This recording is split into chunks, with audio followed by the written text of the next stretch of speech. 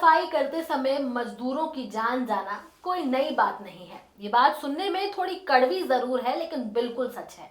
न जाने हमारे देश में ऐसे कितने मजदूर होंगे जो सीवर की सफाई करने के दौरान ही अपनी जान गंवा बैठे हैं। आखिर इसका जिम्मेदार कौन है? क्या इन हादसों को रोकने के लिए कोई सटीक उपाय नहीं निकाला गया? कहने के लिए हम 21वीं सदी में जी रहे हैं, लेकिन सिस्टम अभी भी फेल है। जब जब ऐसे मामले सामने आते हैं, कुछ समय के लिए सरकार चौकन्ना रहती है, लेकिन फिर वही लापरवाही वाला रवैया बना रहता है। क्या गरीबों की जान इतनी सस्ती है? आज की इस रिपोर्ट में हम आपके सामने लेकर आए हैं मैनुअल स्कैवेंजिंग से जुड़ी ऐसी जानकारी जिसे सुनकर आप लोगों के भी होश उड़ जाएंगे। नमस्कार, आप देख रहे हैं न्यूज टाइम। मैं आपके साथ तनु चतुर्वेदी। चलिए इस खबर को विस्तार से समझते हैं। ये कहानी शुरू होती है 16 सितंबर की रात करीब 10:30 बजे से, जहां एक अरविंद नाम का आदमी काम के लिए निकलता है।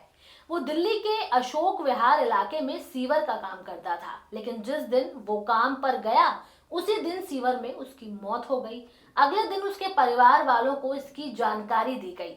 दरअसल 42 साल का अरविंद उत्तर प्रदेश के कासगंज जिले के जखेरा गांव के रहने वाले थे। पिछले 8 साल से दिल्ली में रहकर सीवर और नाले की सफाई का काम कर रहे थे। उसकी पत्नी ने जानकारी दी कि अरविंद की मौत के बाद ना तो कंपनी की तरफ से कोई मदद मिली, ना ही इंसाफ। वो रात को एक्स्ट्रा पैसे के लिए गए थे ताकि बच्चों की फीस भर सके। कंपनी ने अरविंद को बिना सुरक्षा उपकरणों के काम पर भेजा और उन्हें शराब पिलाकर सीवर में उतार दिया गया। अरविंद के साथ काम करने वाले सोनू और नारायण भी उसी दिन सीवर में थे। सोनू बताते हैं कि वो बिना किसी सुरक्षा गियर के उतरे थे। सीवर में मौजूद जहरीली गैस से वो भी बेहोश होने लगे थे, लेकिन समय रहते ही वो बाहर आ गए। बाहर आने के बाद जब देखा कि अरविंद उसके साथ नहीं है, तो वो दोबारा अंदर गए। वहां उन्होंने अरविंद को बेहोश पाया और उसे अस्पताल लेकर गए, जहां अरविंद को मृत घोषित कर दिया गया। अरविंद के जैसे कई लोग और भी होंगे जो इस हादसे का शिकार हो चुके हैं। इस मामले में काम कर रही ब्रिज गोपाल कंस्ट्रक्शन कंपनी के प्रोजेक्ट मैनेजर मनोज सक्सेना को पुलिस ने अरेस्ट कर लिया है। कंपनी को दिल्ली विकास प्राधिकरण ने यह काम सौंपा था। परिवार का आरोप है कि कंपनी ने सुरक्षा उपकरण नहीं दिए और मजदूरों को मजबूर कर दिया कि वो बिना गियर के काम करें। दिल्ली पुलिस के सब इंस्पेक्टर सुभाष चंद्र ने कहा कि जांच जारी है और जो भी दोषी पाए जाएंगे उनके खिलाफ कार्रवाई होगी। हालांकि अभी तक किसी को जिम्मेदार नहीं ठहराया गया। अरविंद की मौत अकेली नहीं है। आंकड़ों पर अगर नजर डालें तो साल 2019 से 2024 के बीच दिल्ली में सीवर और सेप्टिक टैंक में उतरने के कारण 37 लोगों की मौत हो चुकी है। वहीं पूरे देश में साल 2019 से अब तक 430 से ज्यादा मजदूर काम करने के दौरान अपनी जान गंवा चुके हैं। अधिकांश मामलों में मजदूरों को सुरक्षा उपकरण नहीं दिए जाते। सुप्रीम कोर्ट ने भी हाल ही में दिल्ली सरकार के सार्वजनिक कार्य विभाग पर जुर्माना लगाया है, क्योंकि नाले की सफाई हाथ से करवाई जा रही थी। ये साफ सफाई सुप्रीम कोर्ट परिसर के गेट F पर हो रही थी। भारत में मैनुअल स्कैवेंजिंग के रिकॉर्ड को नियमित तौर पर नहीं रखा गया है और यही बड़ी वजह है कि देश में मैनुअल स्कैवेंजिंग करने वालों की सटीक संख्या नहीं मालूम हो पाती। लेकिन सरकार की आधिकारिक रिपोर्ट के हिसाब से बात की जाए तो साल 2021 में उत्तर प्रदेश मैनुअल स्कैवेंजिंग के नाम पर सबसे आगे था। रिपोर्ट के मुताबिक उत्तर प्रदेश में 37,379 लोग मैनुअल स्कैवेंजिंग का काम करते थे। इसके बाद महाराष्ट्र में 7,378 लोग शामिल हैं। बात अगर हरियाणा की करें तो साल 2018 से 2022 के बीच हरियाणा में 40 सफाई कर्मियों की मौतें हुई हैं, जो देश में तीसरी सबसे बड़ी संख्या है। तमिलनाडु में 52 और उत्तर प्रदेश में 46 मौतें दर्ज की गई। 2022 में केंद्र सरकार ने बताया कि 48 लोग देश भर में मैनुअल सफाई के दौरान मारे गए, जिनमें से 13 मौतें हरियाणा में हुई। 2013 में मैनुअल स्कैवेंजिंग के खिलाफ कानून बना, लेकिन इसका कोई असर नहीं दिखा।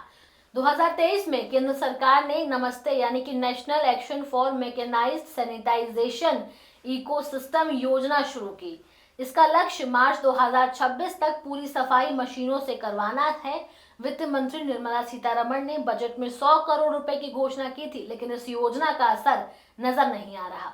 सफाई कर्मचारी आंदोलन के संस्थापक बेजवाड़ा विल्सन कहते हैं कि चंद्रयान भेज सकते हैं, लेकिन सीवेज सफाई नहीं कर पा रहे। मशीनों की जरूरत है, लेकिन सरकार इस ओर ध्यान नहीं दे रही। आधिकारिक आंकड़ों के मुताबिक 58,000 से ज्यादा लोग मैनुअल स्कैवेंजिंग में लगे हुए हैं, जिनमें 97% दलित समुदाय से आते हैं। ये काम सबसे नीचे सामाजिक पद पर रहने वाले लोग करते हैं, इसलिए सुरक्षा और मानवीय सम्मान के लिए जरूरी कदम नहीं उठाए जा रहे हैं। ब्रिज गोपाल कंस्ट्रक्शन कंपनी ने मामले में कोई ठोस जवाब नहीं दिया है। प्रोजेक्ट साइट पर ताला लगा हुआ है और project manager Manoj Saxena phone भी नहीं उठाते। मजदूर राम बदन कहते हैं कि काम का असली कारण डीडीए द्वारा पाइपलाइन की खराबी है, जो ठीक करने गए थे, लेकिन परिवार ने पेमेंट के स्क्रीनशॉट दिखाए हैं, जिनसे पता चलता है कि मनोज अरविंद को पहले भी पैसे देते रहे। आखिर इन मामलों का जिम्मेदार कौन है? क्या सरकार को मैनुअल स्कैवेंजिंग करने वाले लोगों को उपकरण नहीं देने चाहिए? क्या ऐसी घटनाओं को रोकने के लिए कोई उपाय नहीं है? सुप्रीम कोर्ट ने भी मैनुअल सीवर सफाई से जुड़े मामलों में महत्वपूर्ण आदेश जारी किए हैं, जो मजदूरों की सुरक्षा और उनके अधिकारों के लिए मील का पत्थर साबित होंगे। कोर्ट ने साफ तौर पर कहा है कि बिना सुरक्षा उपकरण के मजदूरों को सीवर में उतारना अपराध माना जाएगा। इसके अलावा सीवर सफाई के दौरान हुई मौतों के मामले में परिवार को उचित मुआवजा दिए जाने के आदेश भी दिए गए हैं। मार्च 2014 में कोर्ट ने यह आदेश दिया था कि मैनुअल सीवर सफाई अब अपराध की श्रेणी में आता है। दिल्ली में सीवर और सेप्टिक टैंक की सफाई में होने वाली मौतें सिर्फ व्यक्तिगत हादसे नहीं हैं, बल्कि ये सिस्टम की विफलता और लापरवाही का नतीजा भी है।